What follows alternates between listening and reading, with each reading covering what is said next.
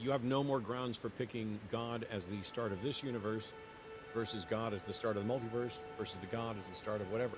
And so it seems that it doesn't just Hmm. shift the problem back. It seems that as we learn more, you just keep shifting where you're going to insert God. And I don't mean you specifically, although that's what your argument does. Right. And I get your arguments, Matt, and it makes a lot of sense.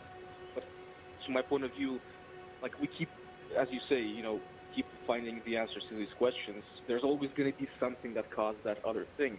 So is it even possible to, Is there? find? Well, I mean, do you think the Big Bang just, happens, or like What caused God? you were?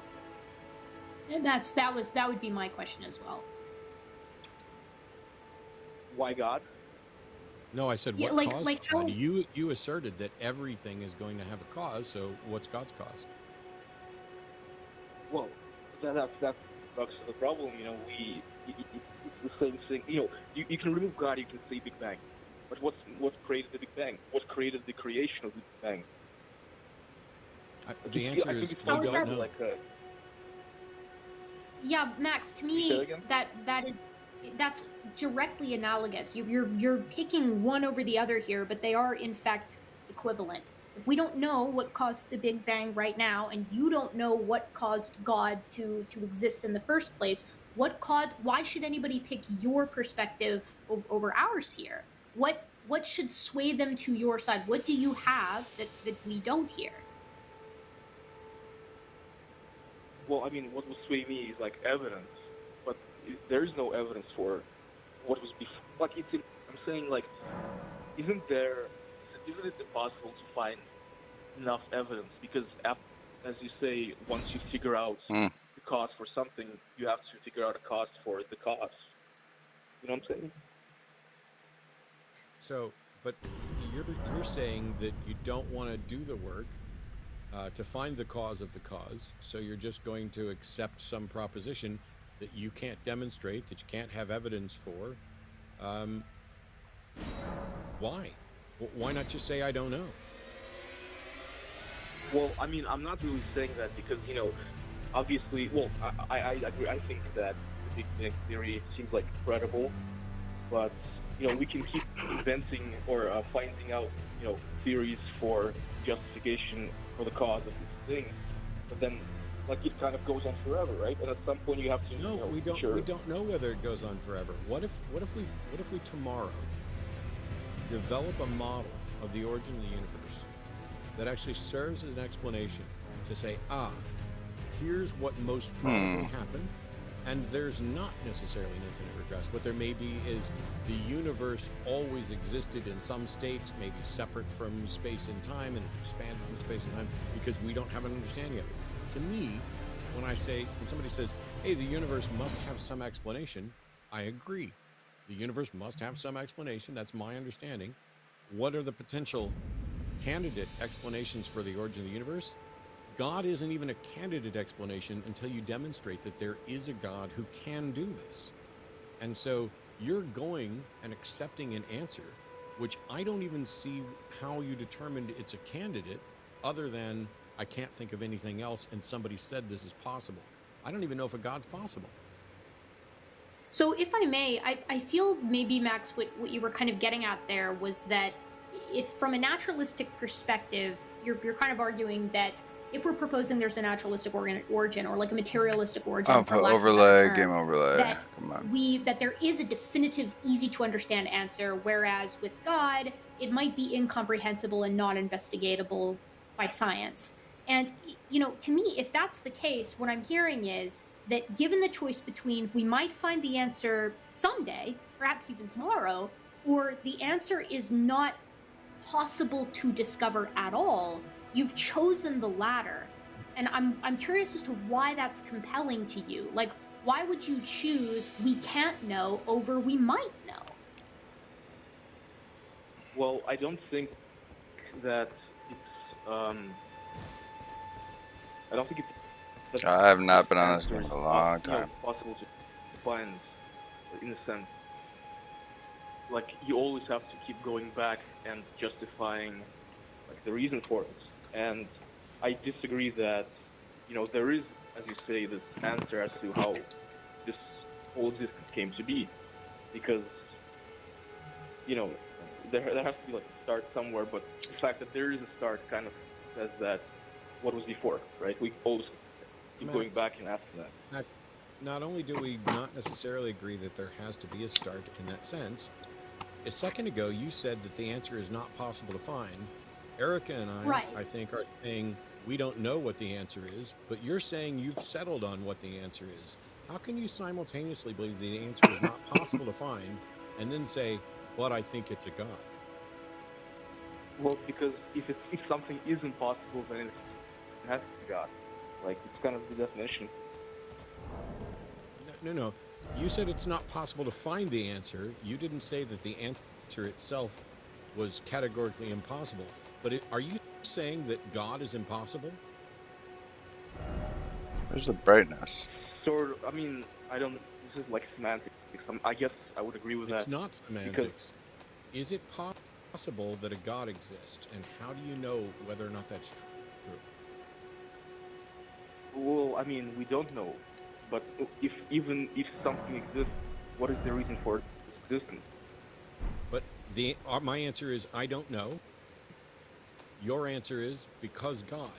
And I'm just trying to point out that I don't see what the justification is for yours, and you haven't offered anything other than you don't seem to be willing to say you don't know, and you don't seem to be able to say I've ruled out these other explanations via method A. So to that point, Max, if I may, like suppose let me put this like in an analogy, right? Like suppose you and Matt and I walk into a room, and the room is like an Airbnb we're renting, and it's just absolutely destroyed. And we all look around at the destroyed room, which we left in perfect harmony. And Matt and I look at it and we're like, oh my God, what happened here? We have no idea. And then you say, well, I think a clown from the local circus came in here, broke in, and made a mess of the place. Who do you think has like the burden here to support their idea? The people who are saying they don't know, or the person who's saying, I actually feel very certain that it is this thing, that to the other two people who are in the room, who seems quite implausible because there's not even any support for a circus being in town where we're all currently staying.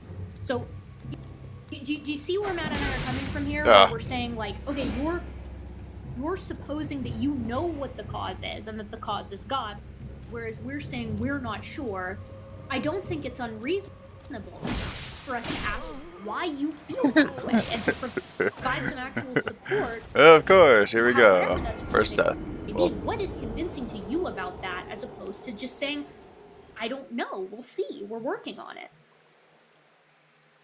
I don't think I have to a bow me, though. The answer to that question is that because like stuff exists now, because I'm talking on the phone and on the internet, then that means that there's a cause, something that created it. And when you go far enough, like it just logically seems to me that there's no explanation to this, because any explanation would need to have.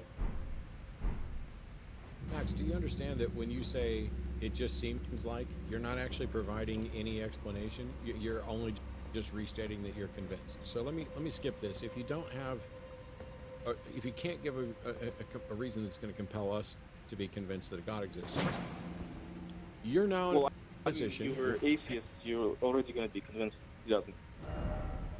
Sorry, what? Well, if you're an atheist, you're already going to be convinced that he doesn't. So anything I provide. No, Max. Atheism is not the state of being convinced that gods don't exist. It is the state of not being convinced that gods do exist. There may be a God out there that I don't know about, but nobody's demonstrated that it's real or possible. But let me ask this. If you're now in a position where you think the best explanation for why there's something rather than nothing is that an intelligent God created it all, what does that belief do for you? What does it explain? What benefit is there? And what do you know about this God character?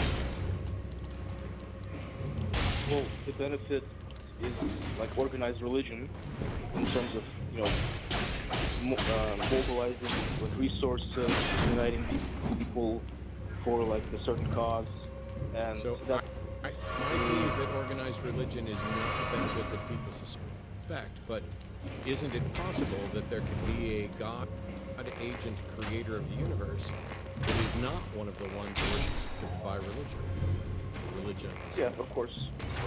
It could be like some So, ancient so god. then that we your forgot about. answer of what do you get out of this when you say organized religion, that's not true. You don't get organized religion necessarily out of whatever God it is that you think created the universe. So what can you tell me any characteristics of that being? What does it think? What does it want? Does it care who I have sex with? I don't think it does. In my opinion, God just created the universe and then it kind of went off from there. What do I know? The planets formed scientifically, and like evolution made us here scientifically, and just kind of just like So the God created you're matter and then advocating for just kicked it all off and then doesn't interact with it in any way that's detectable. How do you know that?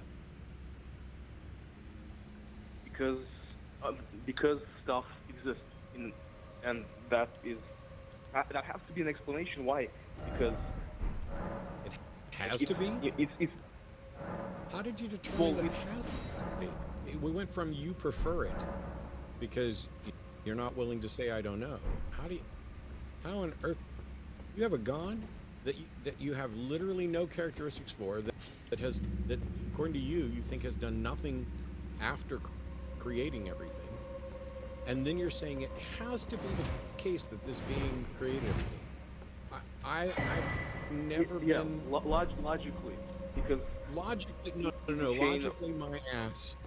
What is the logical argument that give me the syllogism and the premises that lead to the conclusion therefore a creator God must exist? What is that syllogism? Okay.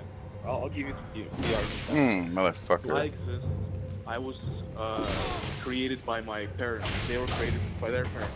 Then in this chain, they were created by, I don't know, evolution, like cells, protokaryotes, whatever.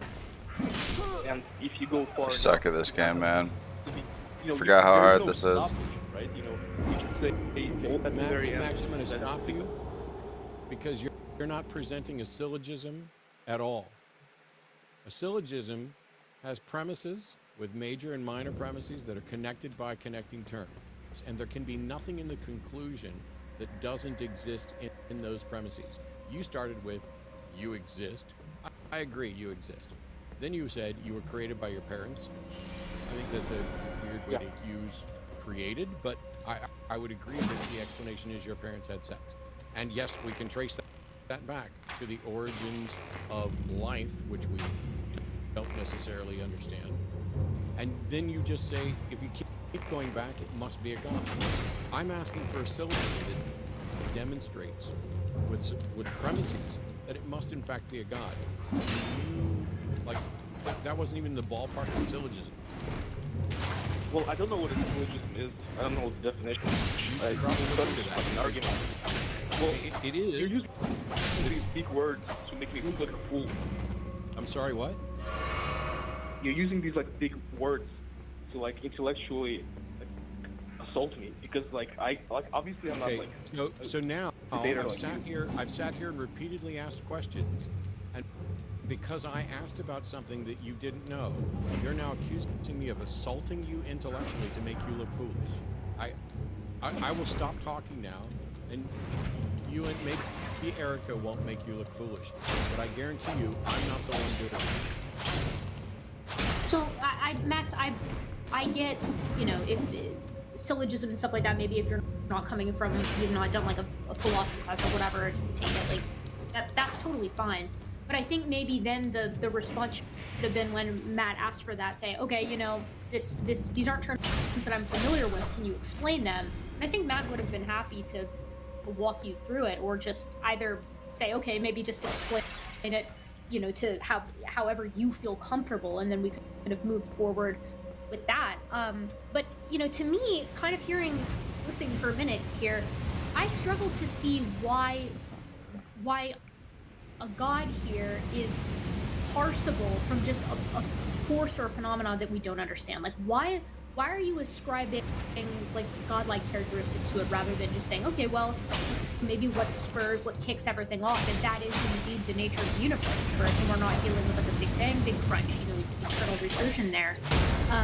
I'm struggling to understand why still, at this point in the conversation, and it almost seems more confusing to me now than it did initially, because I don't see how your version of God is any different from what Matt and I are proposing here, which is it's something that we don't understand yet. It's a phenomenon that we're seeking to understand better.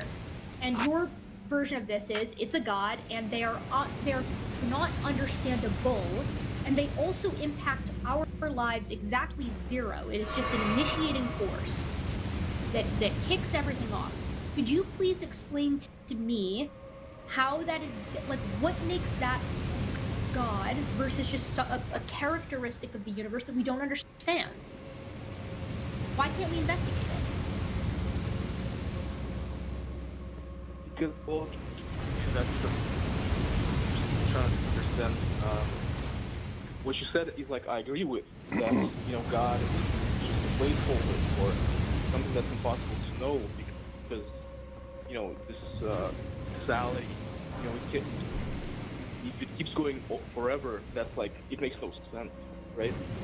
So, I'm not like advocating for any like particular God, the Bible or the Quran, but we have to have like some placeholder that will Why a be God like at all? Why a God Well, at all? Why not a force that we don't understand that we're currently trying to investigate using things like the James Webb Space Telescope or something? Why a God?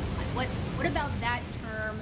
What about that idea do you find appealing conceptually and logically that cannot be met by what Matt and I proposed here, which is that we're working?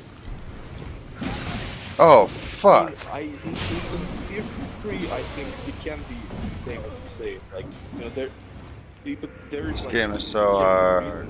like, charity, like, like the benefits of organized religion. That it's better because if we I both shouldn't be say, in here I yet. generally agree that if we say something that we don't know, but if we say the God, then we can use that to like promote, Christian I just values, farm these bitches. being pro-life, being pro-humanitarian stuff, much more. Well, now It would have like that's a better really, impact. that's really interesting to me, because I would propose that looking at the world today, that despite the fact that they're much smaller, there are humanitarian organizations that are entirely secular that are doing. How do you square that? How do you square, and I'll sort of pack this on at the end, how do you square the fact that from an anthropological perspective, we've seen groups of people that have lived and been observed and been documented that don't have religion? How have these people survived and thrived? To that end, how have other animals, right, who completely have no concept of religion, no concept of God, and yet have been existing and thriving on this planet for, in some cases, tens of millions of years in relative stasis? Well, to that, it's we are the most numerous species like on the planet because We aren't. We objectively are not. well, in there are the many sense more. that like we're everywhere. We're outnumbered by many different species of arthropods. Yeah, And I'm pretty sure animals have we're religion. the ones who control the world, and the religion has Do an we? important part to play in it. Do we control the Well, world? I mean, we farm chickens. We create like cow ranches. Like we're the reason why there's so many cows in the first place because we eat them. So and like Ants farm we have fungus, zoos. and they decimate entire ecosystems on their Sorry, own. bitch. They're quite influential. They're far more numerous than humans. They build citadels and cities that have specific locations that are for specific tasks. They meet many criteria for, not all, because they're ants and we like to sort of bring them down because of that. But they're quite sophisticated animals. We see other Well, organisms I that feel are like even we're closer going to away our from. level. I feel like we're going away Well, from no, but that's, the important part, I which agree. is the. I agree, but the point that I'm trying to make here is that success on this planet, I would argue, if you're looking at it at an organism on a species level, success has very little to do, if anything at all. I mean, I think that would be quite a stretch with having religion. Many organisms have existed on this planet and been far more successful than us, and they never once had a single thought about religion pass through their minds.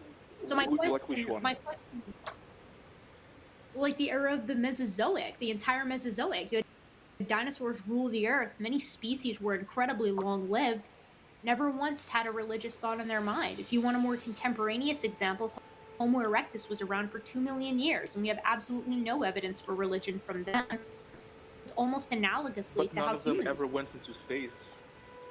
None of them have built like spaceships and planes, and So is completely that how transport you nature to suit their needs. is that how you define success? Because I would define success as the number of species on the planet and or how long they've been here.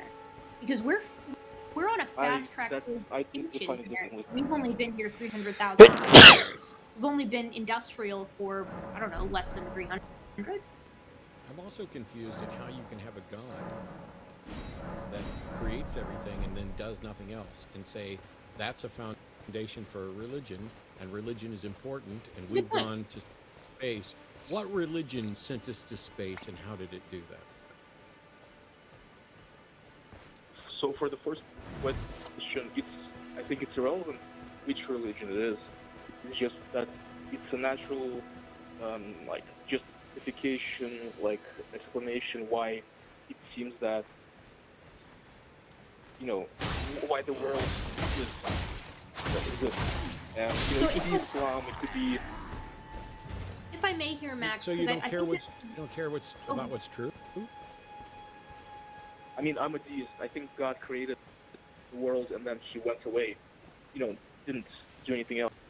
And whichever religion is more effective. But there's no deist religion because there are no properties and no interactions with a deistic God. Deists are claiming to have discovered a God that's undiscoverable. I'm not sure what that means. Like, it means if God doesn't interact with reality in a detectable way, then claiming to detect the undetectable is irrational. But let's say we made up a God. Are you saying that it's okay to make up religions about gods that aren't the deistic God you believe in, and those are fine? Yeah. I think. Okay, cool. I then think in that case, the God up. you believe in is useless and irrelevant because I can make up any religion about any God, and that's going to be more useful than the God that you're proposing. Now, answer my other question about which religion took us to space and how. Really? Well, I believe it would be our Christian religion and Protestantism, especially. Yeah, I'm not going in there. I just started. They're gonna fuck me up. And just our shared Judeo-Christian values. Don't listen to the hackers. Paying the ransom doesn't guarantee data decryption. Get your data back with Proven Data's 24/7 emergency ransomware recovery.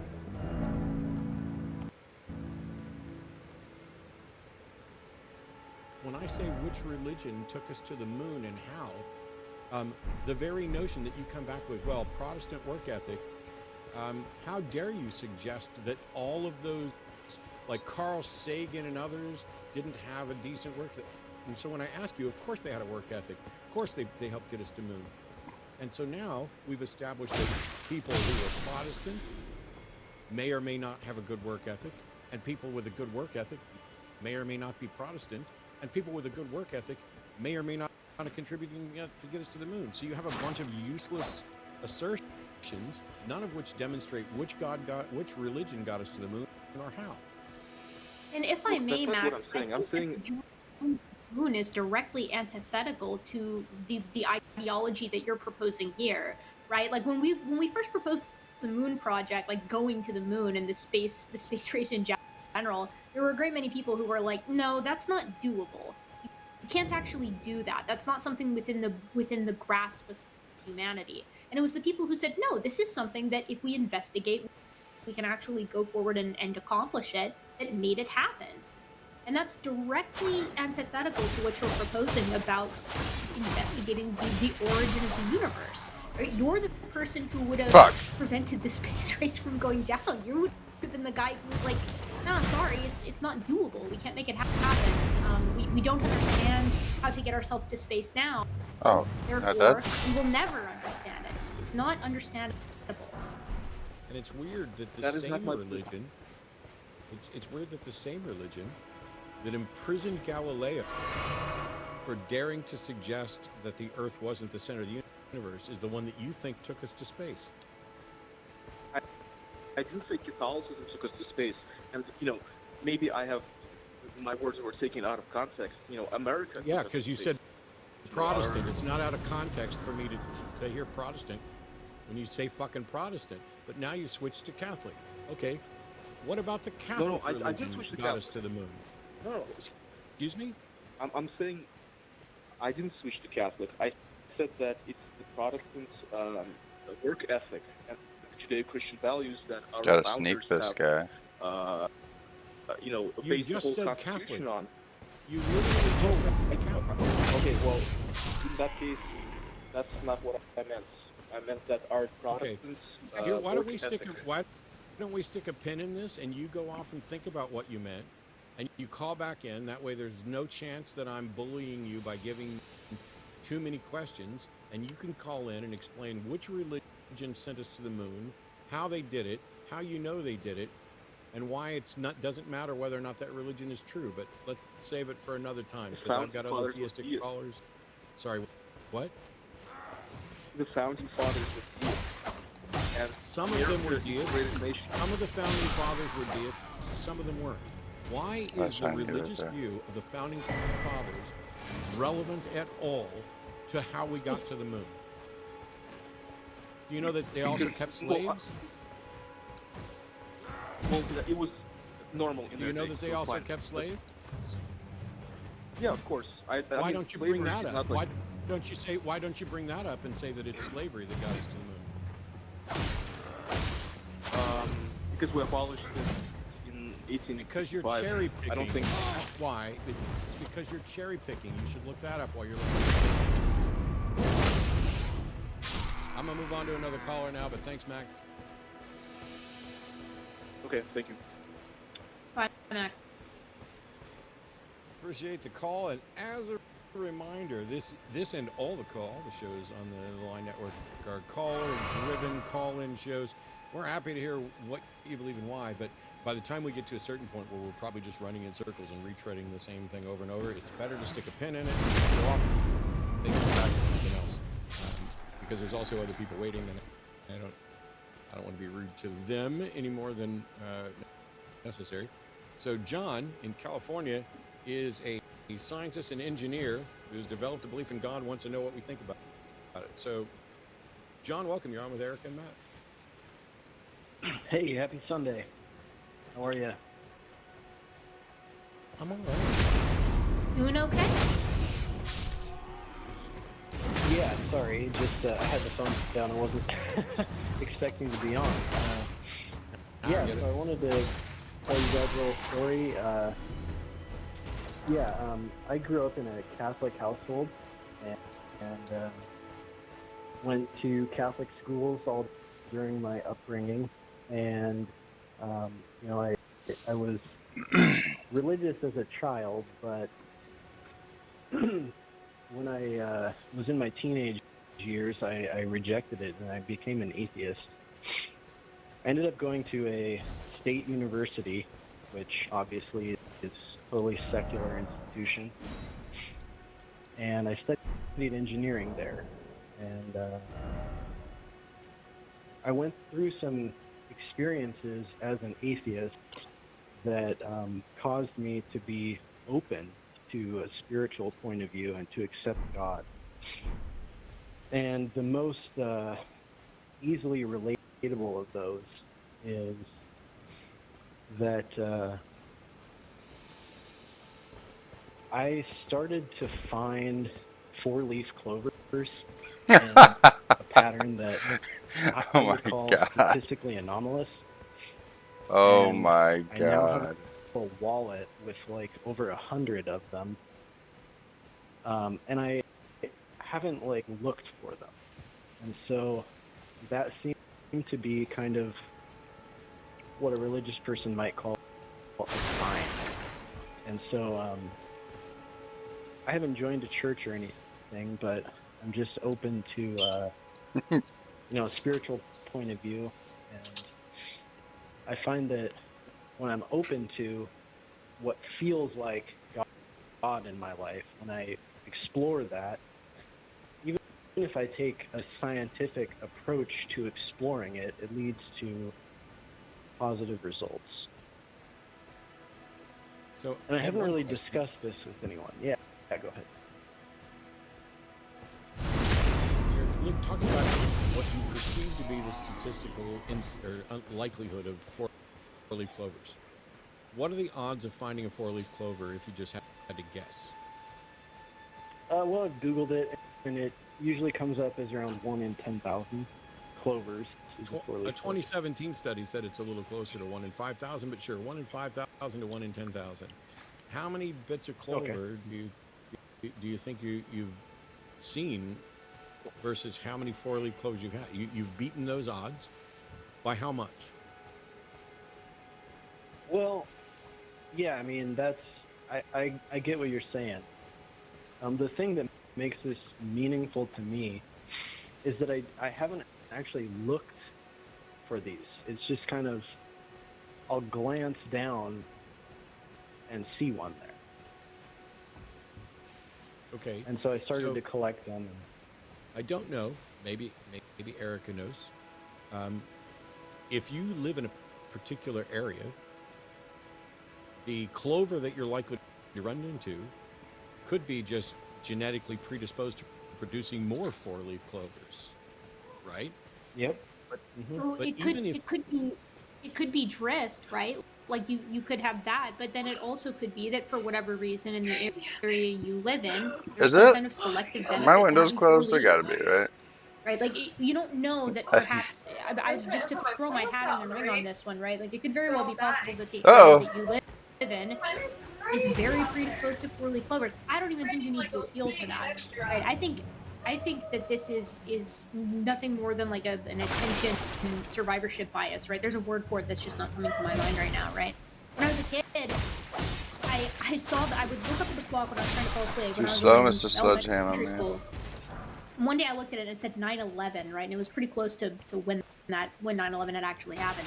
I thought, oh man, what a horrible sign, right? That's awful. That's really bad luck. And then it seemed that for the next like 5 years of my life, every time I looked at the clock in the evening, it was 9/11. I don't think that was actually what was going on, right?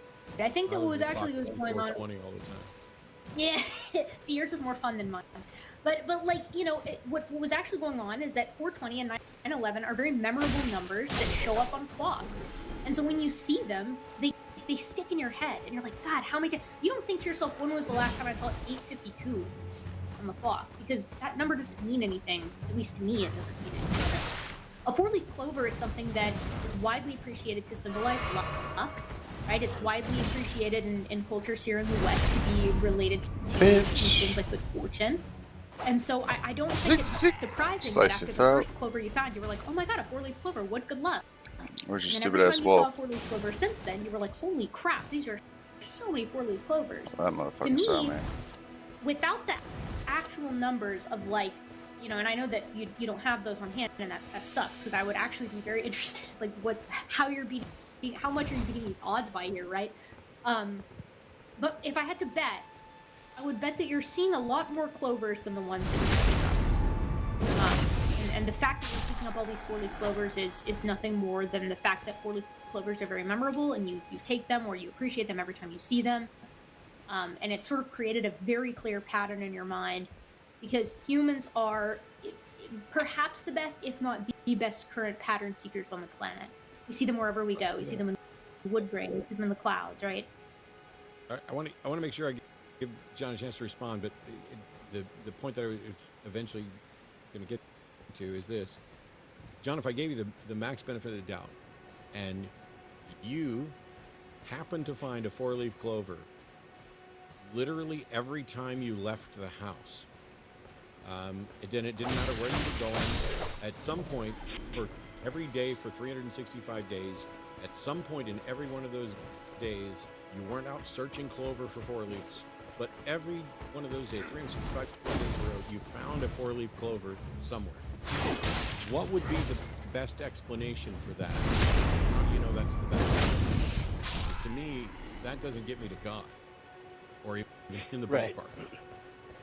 Sure. Yeah. No. Well, this is more like an experiential change for me. I think that a couple of the ideas that, in my experience, personality development, that I tie into this and I use to inform how my perspective has changed. And I remain a rational person. Are the Greek concept of logos, that there's like an organizing principle to the universe, and the other one is Jung's synchronicity, which I think is more directly relevant. But I think that if I was going to categorize this phenomenon in a spiritual sphere of things, I would say it has strong synchronistic qualities to it. That they're all, it evokes an emotion that reminds me of the comfortable church community atmosphere where I grew up when I find a clover. So the explanation to me is like it's like a SETI, kind of like, oh, we got a beat, that kind of a thing. Like, there may be something out there. And so, in life, Bitch! That's what I needed to do. I fucked his ass. Oh! I was a very, just really Yep, where you turned bitches off, at? close-minded Who's gonna get me? atheist for a You? long time. And I don't think so. I just wanted to share, like, the benefit of being open to where I find Fuck. these signals that seem to be, meaningful in my life. Ah! Wouldn't be meaningful to others. That's not how you play this game. I'm not really pushing this. I don't expect you guys to change your I did point not of view, give my but shit I either. just wanted to share it and discuss it because I don't really talk about this with many people. Do you think that Erica or myself are opposed to the possibility of a God? No, I don't think so. I haven't heard Erica on this show. I've heard you, Matt, a little bit. And the last caller, it sounded like you were open-minded to some of this, but this particular one,